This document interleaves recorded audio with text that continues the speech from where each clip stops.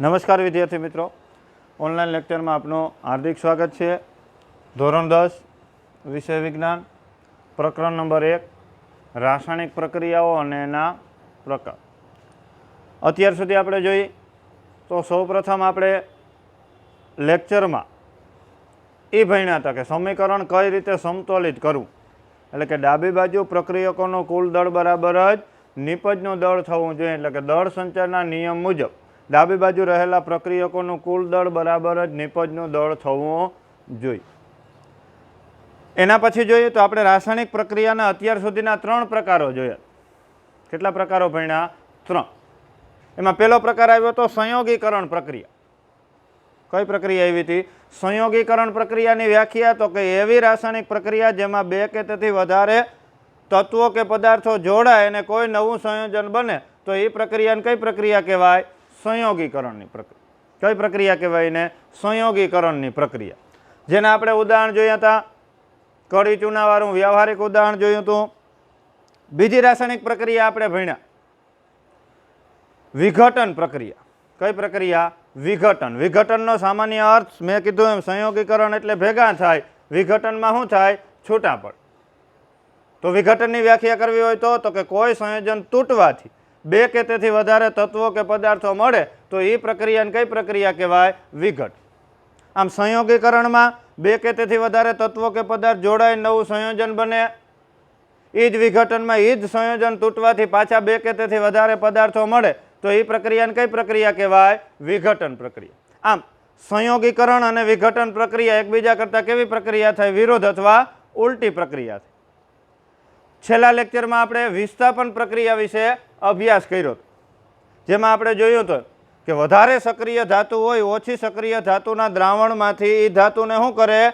દૂર કરે, અને એની જગ્યા વધુ સક્રિય ધાતુ હોય એ લઈ લે. જેમ કે લોખંડનો ટુકડો છે એ કોપર સલ્ફેટના દ્રાવણમાં મૂકી તો ત્યાં ઓછી સક્રિય ધાતુ કોણ થઈ? કોપર. એ કોપરની જગ્યા કોણ લઈ લે? લોખંડ લઈ લે, એટલે CuSO4 કોપર સલ્ફેટ વાળું શું બની જાય? ફેરસ સલ્ફેટ, FeSO4, અને કોપર ધાતુ શું થાય? દૂર થાય. આમ વધારે સક્રિય ધાતુ ઓછી સક્રિય ધાતુના દ્રાવણમાંથી એને દૂર કરે એ પ્રક્રિયાને કઈ પ્રક્રિયા આપણે કહેવાય? વિસ્થાપન પ્રક્રિયા. એના પછીનો આજનો આપણો જે ટોપિક ભણવાનો છે એ રાસાયણિક પ્રક્રિયાનો ચોથો પ્રકાર. રાસાયણિક પ્રક્રિયાનો ચોથો પ્રકાર છે દ્વિવિસ્થાપન પ્રક્રિયા. કઈ પ્રક્રિયા ભણવાની છે? દ્વિવિસ્થાપન પ્રક્રિયા. આજે આપણે કઈ રાસાયણિક પ્રક્રિયા વિશે ભણવાનું છે? દ્વિવિસ્થાપન પ્રક્રિયા. છેલ્લે આપણે વિસ્થાપન પ્રક્રિયા ભણ્યા હતા કે જેમાં વધારે સક્રિય ધાતુ છે એ ઓછી સક્રિય ધાતુના દ્રાવણમાંથી એને શું કરે? દૂર કરે. હવે દ્વિવિસ્થાપન પ્રક્રિયા કેને કહેવાય? વિસ્થાપન એટલે દૂર થવું, દ્વિ એટલે 2. દ્વિ એટલે શું? 2. હવે તો કે આગળ આપણે ભણ્યા એમ રાસાયણિક પ્રક્રિયામાં પ્રક્રિયકોની સંખ્યા કેટલી હોય? 2 અથવા 2 થી વધારે. હવે તો કે દ્વિવિસ્થાપન પ્રક્રિયામાં શું થાય? તો કે પ્રક્રિયકો હશે ને એમાં આયનોની આપલે થતી હશે. આયનો વિશે આપણે ભણી ગયા, ધન આયન અને ઋણ આયન. એટલે વ્યાખ્યા કરવી હોય તો કે જે રાસાયણિક પ્રક્રિયામાં પ્રક્રિયકો વચ્ચે, કેની વચ્ચે? પ્રક્રિયકો વચ્ચે આયનોની શું થતી હોય? આપલે થતી હોય એ પ્રક્રિયાને કઈ પ્રક્રિયા કહેવાય? દ્વિવિસ્થાપન. એટલે પહેલા આપણે અહીંયા વ્યાખ્યા લખી નાખી, પ્રેક્ટિકલી સમજ આપણે ઉદાહરણમાં જો તો વ્યાખ્યા શું થાય? તો કે જે રાસાયણિક પ્રક્રિયામાં પ્રક્રિયકો વચ્ચે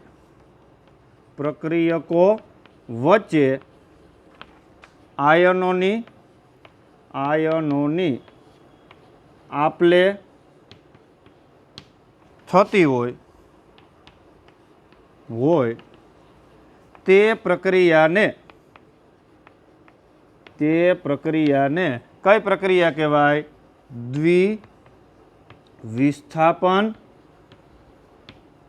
પ્રક્રિયા કહે છે. એટલે કે એવી રાસાયણિક પ્રક્રિયા જેમાં પ્રક્રિયકો વચ્ચે, ડાબી બાજુ જે હોય પ્રક્રિયકો વચ્ચે આયનોની શું થતી હોય? આપલે થતી હોય એવી રાસાયણિક પ્રક્રિયાને કઈ રાસાયણિક પ્રક્રિયા કહેવાય? દ્વિવિસ્થાપન પ્રક્રિયા. એટલે અહીંયા વ્યાખ્યા ખાસ ધ્યાનમાં રાખજો એવી રાસાયણિક પ્રક્રિયા જેમાં પ્રક્રિયકો વચ્ચે, ડાબી બાજુ જે હોય પ્રક્રિયકો વચ્ચે આયનની શું થતી હોય, આપલે થતી હોય. વધારે હમણાં આપણે ઉદાહરણ જોવું, એ ઉદાહરણ આપણે એક જોઈએ. ઉદાહરણ તરીકે દ્વિવિસ્થાપન પ્રક્રિયાનું આપણે ઉદાહરણ જોઈ. Barium sulphate. પહેલા આપણે શાબ્દિક રજૂઆત લખી કે બેરિયમ સલ્ફેટ અને એક પ્રક્રિયા કોણ થયો, બેરિયમ સલ્ફેટ અને એલ્યુમિનિયમ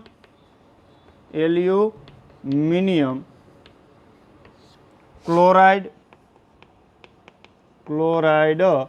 વચ્ચેની પ્રક્રિયા. કેની વચ્ચે રાસાયણિક પ્રક્રિયા?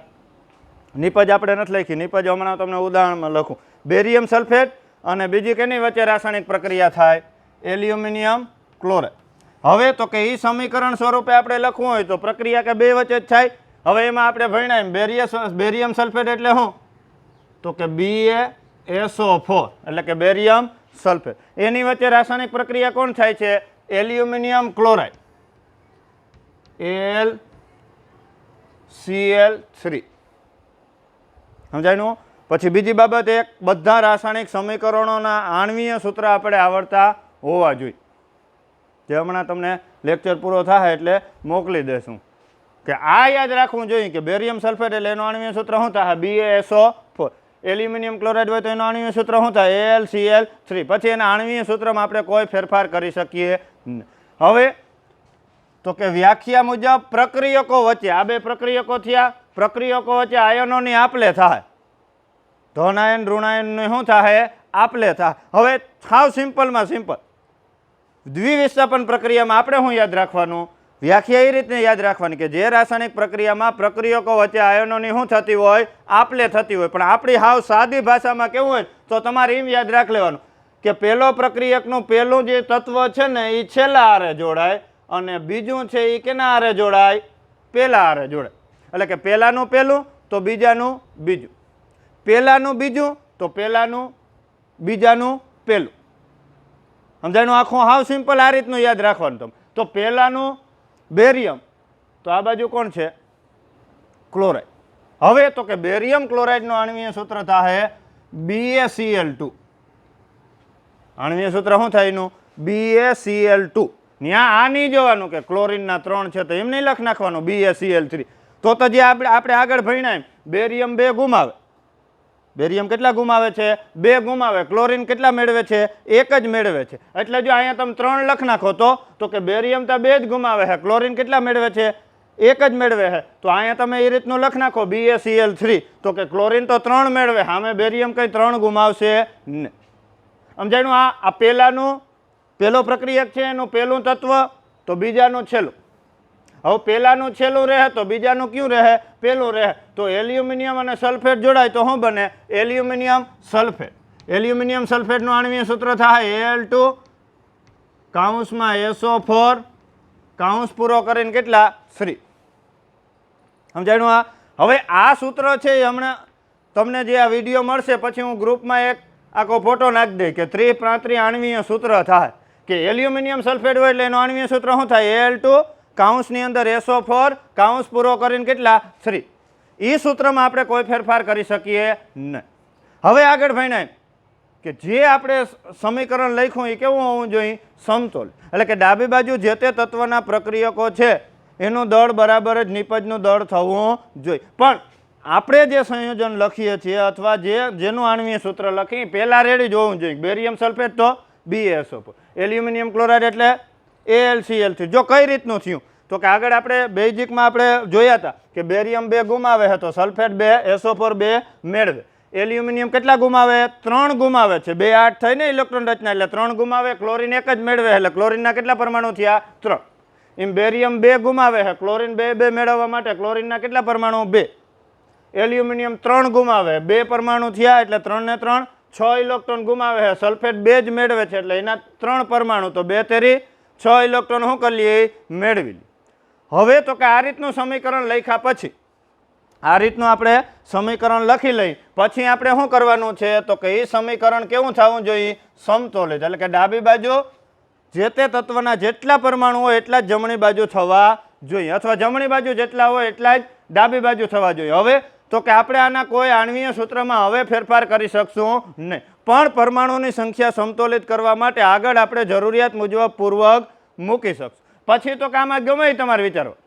દાખલા તરીકે તમે આ વિચારો કે ક્લોરીનના કેટલા પરમાણુ છે? 3. તો આ બાજુ વિચારો તો 2 જ છે, તો 2 માંથી 3 થવાના નથી. અથવા એલ્યુમિનિયમના અહીં વિચારો, Al2 એલ્યુમિનિયમના કેટલા છે? 2 છે ને, તો ડાબી બાજુ 2 કરવા માટે કંઈ આપણે અહીંયા તો 2 નહીં કરી શક્યું, એ સૂત્રમાં આપણે કોઈ ફેરફાર નહીં કરી શક્યું. એલ્યુમિનિયમ ક્લોરાઇડનું આણ્વીય સૂત્ર શું થાય? AlCl3. એટલે કે 2 પરમાણુ કરવા માટે એલ્યુમિનિયમ ક્લોરાઇડ છે એને આગળ કેટલા મૂક્યું? 2. જેવી તમે પહેલા સ્ટેપની શરૂઆત કરો પછી તમારી રસ્તે જ આયલું જવાનું હોય. જેવું તમે એલ્યુમિનિયમ ક્લોરાઇડની આગળ 2 મૂક્યા એટલે ઓટોમેટિક ક્લોરીનના કેટલા થઈ ગયા? 3 2 6. તો ક્લોરીનના 6 કરવા માટે અહીં કેટલા છે?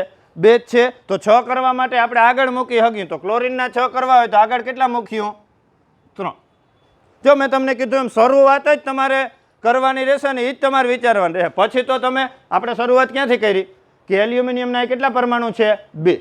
તો 2 કરવા માટે અહીં આગળ કેટલા મૂક્યા? 2. કેમ કે આગળ જ મૂકી શકશું, કોઈના આણ્વીય સૂત્રમાં આપણે કંઈ ફેરફાર કરી શકીએ નહીં. હવે જેવા એલ્યુમિનિયમ ક્લોરાઇડની આગળ 2 મૂક્યા એટલે ક્લોરીનના કેટલા થઈ ગયા? 3 2 6. તો આ બાજુ ક્લોરીનના 2 જ છે, તો 6 કરવા માટે બેરિયમ ક્લોરાઇડની આગળ કેટલા મૂક્યા? 3. જેવા બેરિયમ ક્લોરાઇડની આગળ 3 મૂક્યા એટલે બેરિયમના કેટલા થઈ ગયા? 3 થઈ ગયા. તો આ બાજુ બેરિયમના 3 કરવા માટે અહીંયા કેટલા મૂકવા પડ્યા? આગળ 3. જેવા તમે આની આગળ 3 મૂક્યા એટલે બેરિયમના 3 થયા, એમ SO4 સલ્ફેટના કેટલા થયા? 3 જ થયા. એ ઓલરેડી આ બાજુ કેટલા છે? 3 જ. હવે આ સમીકરણ આપણું કેવું થયું? સમતોલિત જ થયું. કઈ રીતનું સમતોલિત થયું? તો કે બેરિયમના આ બાજુ 3, તો કે આ બાજુ 3, સલ્ફેટના આ બાજુ 3, તો આ બાજુ 3, એલ્યુમિનિયમના આ બાજુ 2, તો એલ્યુમિનિયમના આ બાજુ 2, ક્લોરીનના આ બાજુ 2 તેરી 6, તો ક્લોરીનના આ બાજુ 3 2 6. આ કઈ રાસાયણિક પ્રક્રિયા? દ્વિવિસ્થાપન પ્રક્રિયા. કે એવી રાસાયણિક પ્રક્રિયા જેમાં પ્રક્રિયકો વચ્ચે આયનોની શું થતી હોય? આપલે થતી હોય. એમ મેં કીધું એમ તમારે શું યાદ રાખવાનું આ રીતનું? પહેલાનું પહેલું તો બીજાનું છેલ્લું જોડાય, બીજાનું છેલ્લું તો પહેલાનું છેલ્લું તો બીજાનું કયું જોડાય? પહેલું જોડાય. દાખલા તરીકે હજી એક આપણે ઉદાહરણ જોઈ. બીજું ઉદાહરણ આપણે એવું જોઈ, સોડિયમ સલ્ફેટ છે. સોડિયમ સલ્ફેટ એક પ્રક્રિયક કોણ છે? સોડિયમ સલ્ફેટ અને બેરિયમ ક્લોરાઇડ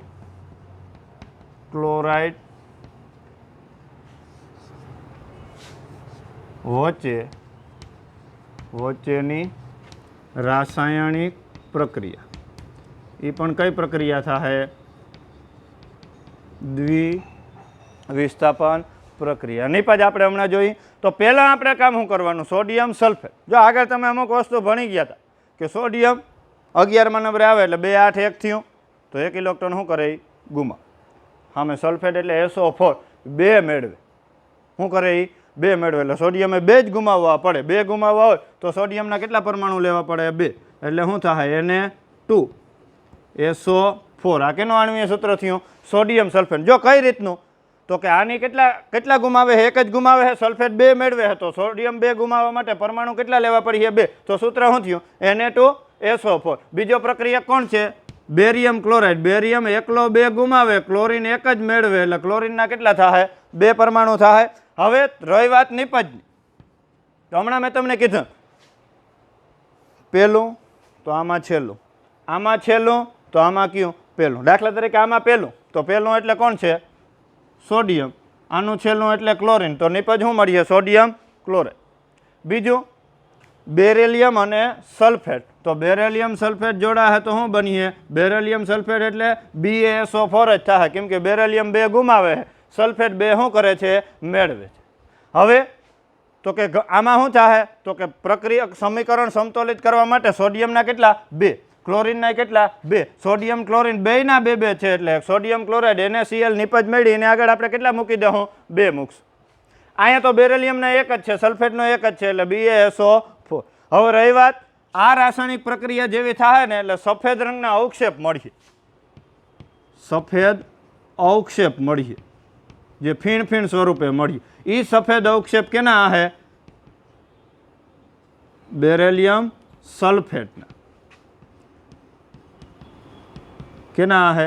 આ રાસાયણિક પ્રક્રિયા થાય ઉપર અવક્ષેપ એટલે સફેદ રંગના ફીણ જેવો પદાર્થ મળીએ. બીજો પદાર્થ હે સોડિયમ ક્લોરાઇડ થાય, સફેદ રંગના અવક્ષેપ મળીએ એ શું હે? Beryllium sulphate. એટલા માટે આ પ્રક્રિયાને, તેથી આ પ્રક્રિયાને અવક્ષેપન પ્રક્રિયા, કઈ પ્રક્રિયા? અવક્ષેપન. આ યાદ રાખજો, ઘણીવાર તમને આ શબ્દ વાપરે. કઈ પ્રક્રિયા કેના કહેવાય? એને અવક્ષેપન પ્રક્રિયા કહે છે. એટલે ક્યારેક કદાચ દ્વિવિસ્થાપનની જગ્યાએ જો આ રીતના કોઈ રાસાયણિક પ્રક્રિયા થતી હોય અને કોઈના સફેદ રંગના અવક્ષેપ મળતા હોય તો એ પ્રક્રિયાને કઈ પ્રક્રિયા કહેવાય? અવક્ષેપન પ્રક્રિયા કહે છે. આમ અહીંયા આપણી ચોથી રાસાયણિક પ્રક્રિયા પૂર્ણ થઈ. કઈ રાસાયણિક પ્રક્રિયા? દ્વિવિસ્થાપન પ્રક્રિયા. વ્યાખ્યા શું? તો કે એવી રાસાયણિક પ્રક્રિયા જેમાં પ્રક્રિયકો વચ્ચે આયનોની શું થતી હોય? આપલે થતી હોય. એવી રાસાયણિક પ્રક્રિયાને કેવી રાસાયણિક પ્રક્રિયા કહેવાય? દ્વિવિસ્થાપન.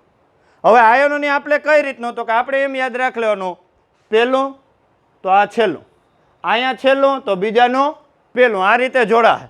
પણ મેં કીધું એમ સમીકરણ છેલ્લે કેવું હોવું જોઈએ? સમતોલ. અને જે સંયોજન હોય એ સંયોજનનું જે આણ્વીય સૂત્ર થાય એમાં આપણે કોઈ ફેરફાર કરી શકશું નહીં. અને પછી છેલ્લે સમીકરણ આપણે કેવું કરવાનું રહે? સમતોલિત. જેના આપણે બે ઉદાહરણ જોયા. પછી મેં કીધું એમ જેવો આ વિડીયો તમને મળશે એટલે હું તમને 30-35 આણ્વીય સૂત્ર આપીશ. એ પહેલાં તૈયાર કરી લેવાનું કે એલ્યુમિનિયમ સલ્ફેટ એટલે પછી ખબર હોવી જોઈએ એલ્યુમિનિયમ સલ્ફેટ એટલે શું? તો કે Al2 કાઉન્સની અંદર SO4 કાઉન્સ પૂરો કરીને કેટલા? 3. આ એલ્યુમિનિયમ સલ્ફેટનું શું થાય? આણ્વીય સૂત્ર, જેમાં આપણે કશું ફેરફાર કરી શકીએ નહીં. તો અહીંયા આપણે છે એ ચોથી રાસાયણિક પ્રક્રિયા પૂર્ણ કરી. પછીની એક રાસાયણિક પ્રક્રિયા હજી આવે જેને આપણે પાંચમો ક્રમ આપી. રાસાયણિક પ્રક્રિયાનો કેટલામો પ્રકાર? પાંચમો પ્રકાર. એ પ્રક્રિયા છે ઓક્સિડેશન રિડક્શન પ્રક્રિયા. ઓક્સિડેશન રિડક્શન પ્રક્રિયા. કઈ રાસાયણિક પ્રક્રિયા? Oxidation reduction. જો કે આ એવી રાસાયણિક પ્રક્રિયા છે કે જેનો અભ્યાસ છે એ આપણે આગળના ધોરણમાં 8મા ધોરણમાં કરી લીધો હોય. જેમ કે ઓક્સિડેશન એટલે સિમ્પલ છે કે એવી રાસાયણિક પ્રક્રિયા જેમાં ઓક્સિજનનો શું થતો હોય? ઉમેરો. પછી રિડક્શન એટલે જો ઓક્સિડેશનના બે રીતે અર્થ સમજવાના. ઓક્સિજનનો ઉમેરો થતો હોય અથવા હાઇડ્રોજન શું થતો હોય? દૂર થતો હોય. એ પ્રક્રિયાને કઈ પ્રક્રિયા કહેવાય? ઓક્સિડેશન. રિડક્શન કેને કહેવાય? તો કે એમાં હાઇડ્રોજનનો ઉમેરો થતો હોય અથવા ઓક્સિજન શું થતો હોય? દૂર થતો. એટલે પહેલી રાસાયણિક પ્રક્રિયા જે ઓક્સિડેશન છે. કઈ રાસાયણિક પ્રક્રિયા છે? ઓક્સિડેશન. એનો ટૂંકમાં હવે આપણે અર્થ કરવો હોય તો એમ કહી શકાય કે ઓક્સિજનનું ઉમેરાવું. ઓક્સિજનનું ઉમેરાવું. મેં અહીં ટૂંકમાં લખી નાખું. વ્યાખ્યા લખવી હોય તો શું થાય? કે એવી રાસાયણિક પ્રક્રિયા જેમાં ઓક્સિજનનો શું થતો હોય? ઉમેર. હવે આવા તો ઘણા બધા ઉદાહરણ છે. દાખલા તરીકે આપણે એમ કહી કે કોપર આરે ઓક્સિજન પ્રક્રિયા કરે. શું કરે? 2Cu + O2 તો શું બનીએ? 2CuO. સમીકરણ સમતોલિત કરવા માટે 2Cu કોપરના બે પરમાણુ આરે ઓક્સિજન ઉમેરાણો પ્લસ ઓક્સિજન તો CuO કોપર ઓક્સાઇડ બનીએ. બેના બે પરમાણુ છે એટલે આગળ કેટલા મૂકી દીધા? 2 મૂકી દીધા.